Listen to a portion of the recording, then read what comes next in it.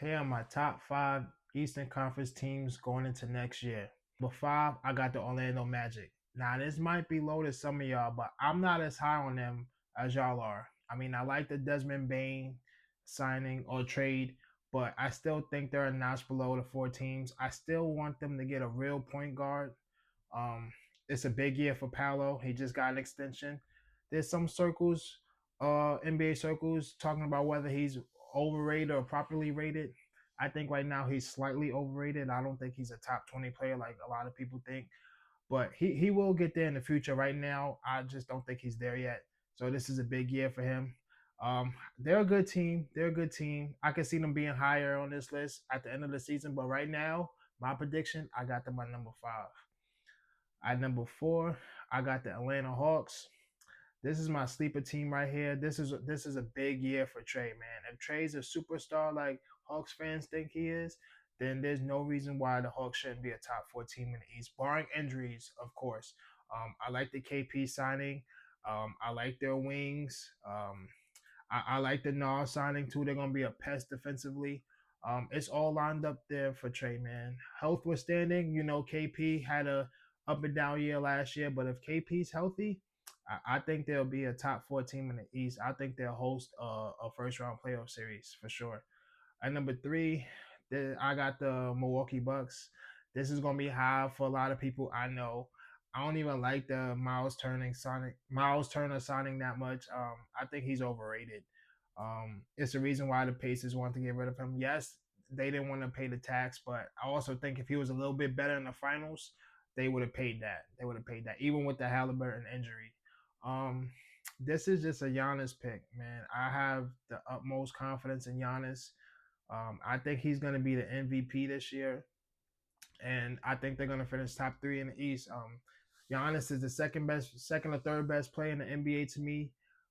So this is just strictly a Giannis pick, no rhyme or reason. I wish they had better guards, but their front court is looking nice. But yeah, this is strictly a Giannis pick. I get it, y'all. I know. Number two, I got the Cavs. People sleeping on the Cavs. I thought if they were healthy last year, they would have beaten the Pacers or at least pushed them to 7 games. People forget Mobley was hurt, Garland was hurt, and at the end Mitchell got hurt. So they're going to be a great team in the regular season. They're going to push for 60 wins again, high 50s, low 60s again. They got incredible depth. I like their starting five. I like the Lonzo Ball signing too. Some Darius Garland insurance because he's going to be out for a few months with that toe injury.